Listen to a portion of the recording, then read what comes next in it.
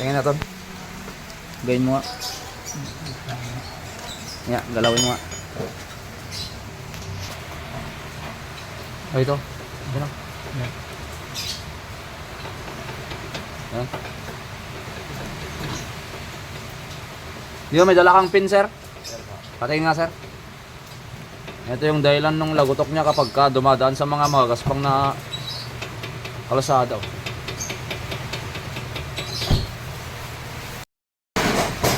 Tamang-tama, may dala na si sir na pyesa. Okay, kabit na natin. Handa na palang pyesa ni sir.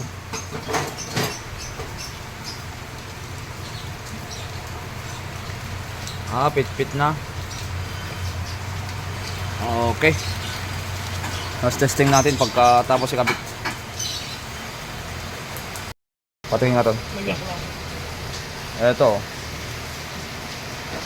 Yan yung itsura kapag bago, sir. Tinan mo, sir, di ba? Mas umbok itong guma kaysa itong pin. Meron. Itong isa, malalim.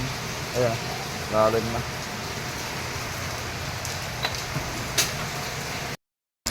Tignan natin kung wala ng galog. Okay. Sige, balik mo na. Test drive.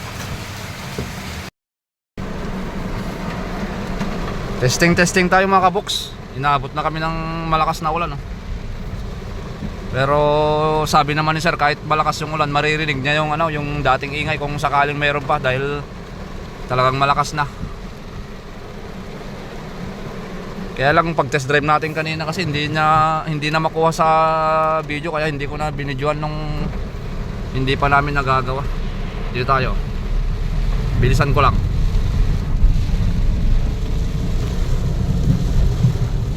Pahinga mo, sir, kung meron pa. Okay na. Okay na, sir. Wala na, sir. Ang na yun, ang gaspang nung dinanan nating kalsada. Diyan ako madalas nagtitesting ng mga kalakalampag. Okay na mga kaboks. So sa Mirage po kasi yung dalawang sliding pin bushing na na PPP. Minsan na ginagawan ng paraan, lalagyan ng teflon ganon. Electrical tape, nagagawa ko din 'yun. Okay din naman 'yun. Kaya lang kailangan mong ayusin yung paglagay. Dapat mas angat kunti yung ilalagay mo kaysa doon sa pin, para siyempre mag-seal doon sa pinaglalagyan ng sliding pin mga kaboks. Kagaya dito sa part ng ating video sa umpisa, pinakita ko yung lumang pin na may bushing tsaka yung bago.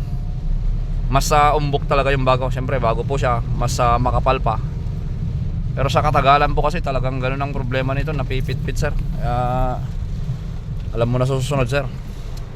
Sa kaliwa pagka tumunog, bilhan mo na lang din ulit ng pin bushing. Thank you mga kaboks. Bye bye.